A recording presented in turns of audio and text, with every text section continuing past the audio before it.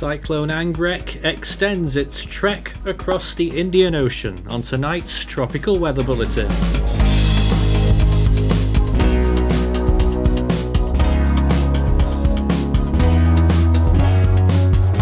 And now the latest around the wide world of tropics.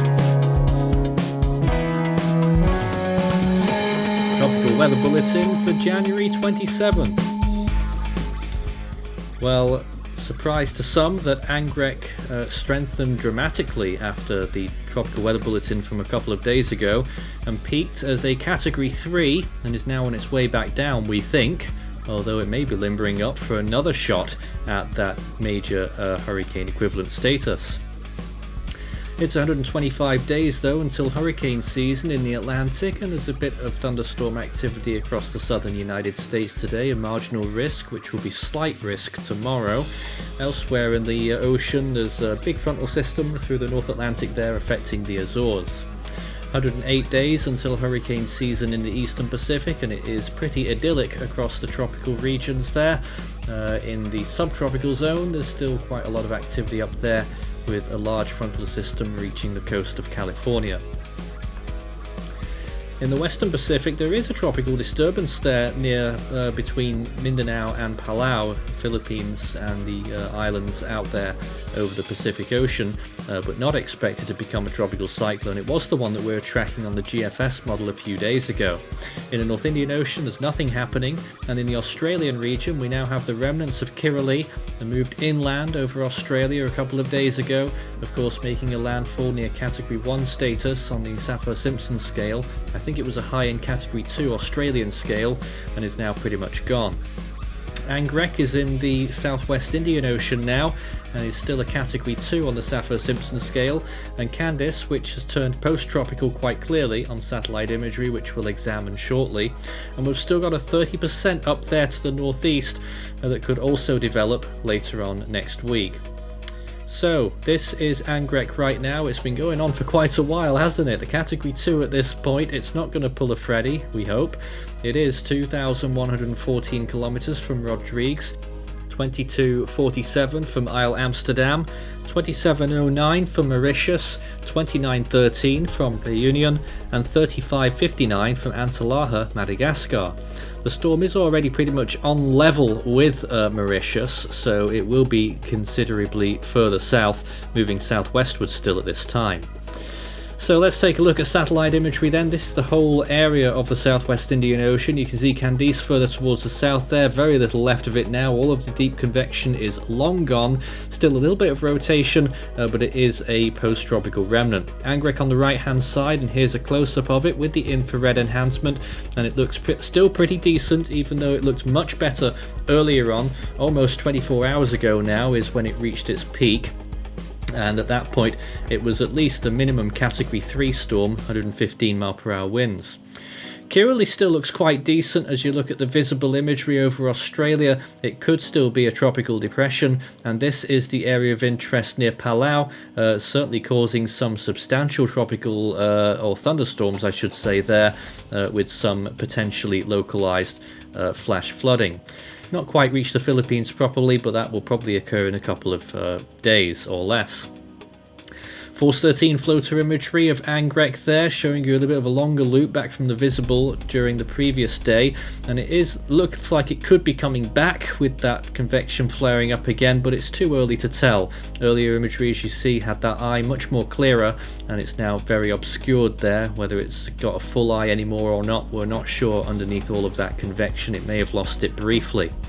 And this is another look at Kirrily. It's still well over Queensland, but getting closer to the border now with the Northern Territory, and still not too bad with the storm there. Thankfully very sparsely populated areas, but no doubt it will be dropping considerable rainfall over that area, and some decent gusts still getting up towards tropical storm force winds.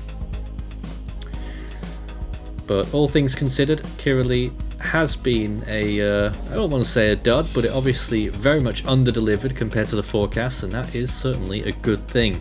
There it is on radar, still showing some significant rotation actually, so whether that might be a tropical depression or not still remains unclear. Candice is certainly an open and shut case. It is long gone there, with that convection just completely dying off, and it really only has some sort of semblance of rotation, but not very much of it at all, with only light cloud cover. Here is the microwave imagery showing the whole region there, Kirrily moving inland over Queensland and losing a lot of that vorticity, and Anggrek on the right hand side, a smaller system than Candice was, and that's also moving southwards, Candice getting a typical extratropical appearance in those later phases of that imagery. Sea surface temperatures still look decent in some parts of the eastern Pacific, even though we're off season, 28 degrees Celsius and above off the southern coast of Mexico. In the Caribbean Sea, there's still one or two little spots of 28 degrees Celsius near the coast of Central America, but it is still cooling across the basin. In the western Pacific, also cooling actually, only a few spots left of 28 degrees Celsius waters or 29, and one of those spots is where that little disturbance is, near the Philippines. And in the North Indian Ocean, one or two spots still with very warm waters off the west coast of India near the Maldives, getting down towards that area, very high temperatures above 30 degrees Celsius.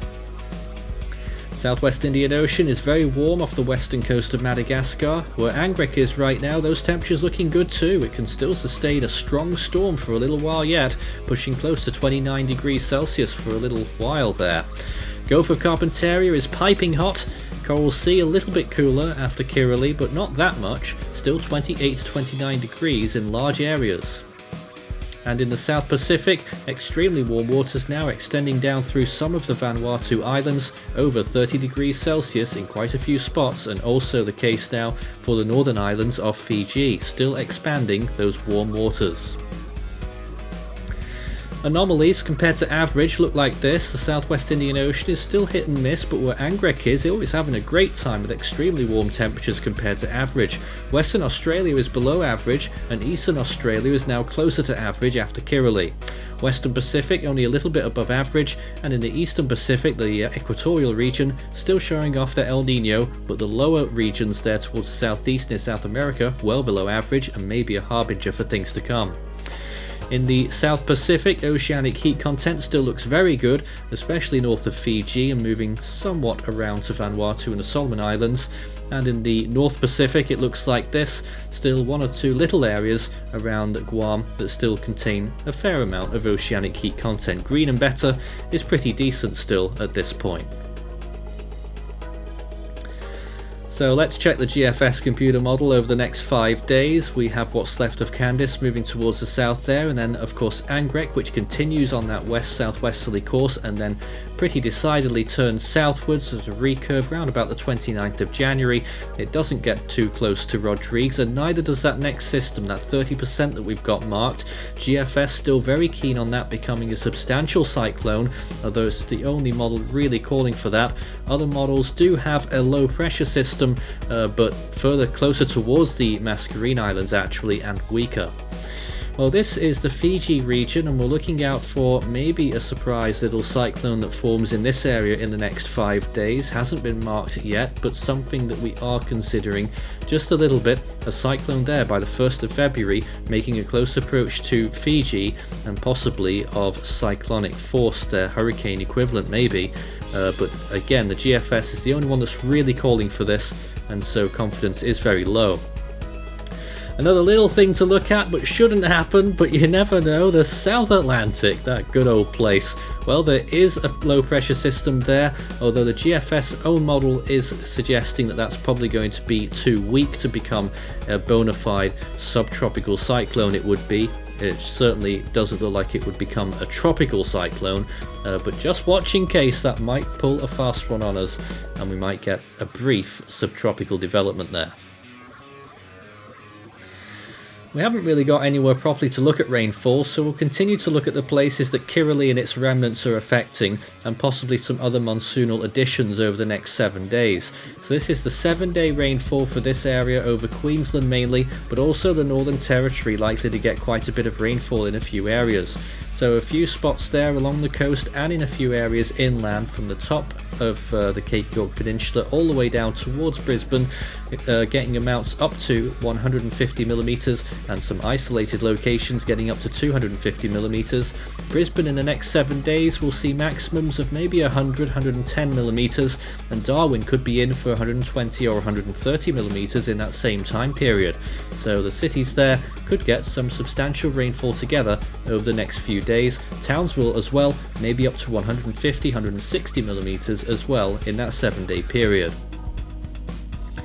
Well, let's check out the longer range, day 5 to 10. This is this next cyclone, that 30% becoming a roaring strong storm, moving off towards the southeast, away from land areas thankfully. Pressure deepens into the 940s there on the GFS model, which would suggest probably a category 4 on the Saffir-Simpson scale, a very powerful cyclone, which thankfully stays away from land and doesn't last very long at all actually, only about 2 or 3 days at hurricane force winds. Eventually its remnants drift south of Australia as a very large extratropical low. And here's another, the continuation of that little cyclone there near Fiji, but quite powerful there, category 1 at least, continuing eastwards and running out of steam by the looks of things. It slowly gets towards the French Polynesian region, I think that would be, and actually dies off completely within that 10-day period. Still very uncertain scenario on that one, whether it actually happens at all, but that's a little heads up in case we start to see those signals get stronger. Well, that's all the serious stuff done with. You can take a look at the Force 13 merch store by scanning the barcode up there, and that will take you to it, where you can take a look at our full season animations as well as our usual merch products, all up for grabs, and are still waiting for Hone t-shirt as well, which we are indeed still waiting for, and it's not a poster this year, I'm afraid. In the Scilly range, this is the, where is this actually? The Western Pacific, a potential system in the very long range here from the GFS, which quickly develops and envelops into a substantial tropical storm, heads towards the Micronesian Islands and maybe the Marshall Islands there, and Guam in the middle of it all there, becoming potentially a strong tropical storm in that period, and then who knows where it goes after that. General movement towards the west-northwest if it moves very much at all, but it is extremely long range. In the South Pacific, things look like this right now, and potentially another system on the cards later on in that run, or maybe 2. Let's have a look. Where does it happen? Eventually, we start to see a system forming there in the Coral Sea, and there's another one there towards Fiji as well, but very early on in their development phases there, right at the very end of that run, so I certainly wouldn't be worrying about that one just yet. I was wondering where they were going to come from there. I'd forgotten what the model output was actually looking like, but in the end, 2 weak signals late on in that. Well, what happened on this day? A completely different scenario. On January 27th, 1998, we had Cyclone Tiffany, an extremely powerful category 4 storm, but very compact, as you can see there on that image, compared to the coast of Western Australia. Despite being so close to the coast, the storm wasn't really being felt along the coast at this point in time. It was near its peak. It would slowly weaken after that. We also had Tropical Depression Les, was already a tropical storm earlier and went on to become a tropical storm for a second phase near Western Australia, and Tropical Storm Tui in the South Pacific, a weak storm near Samoa. Back to today, and we are code blue now that the present threats have diminished substantially.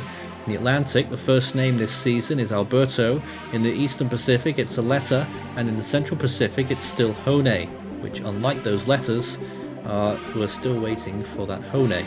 In the Western Pacific, the next name is Awinyar, and in the North Indian Ocean, it will still be Rimal. 4 storms so far around the world this year, and it's almost been a whole month already, would you believe? In the Australian region, the next name now is Lincoln. In the Southwest Indian Ocean, it's Yongu, and in the South Pacific, it's Nat. That's all from tonight's Tropical Weather Bulletin. We'll be back again on Sunday night.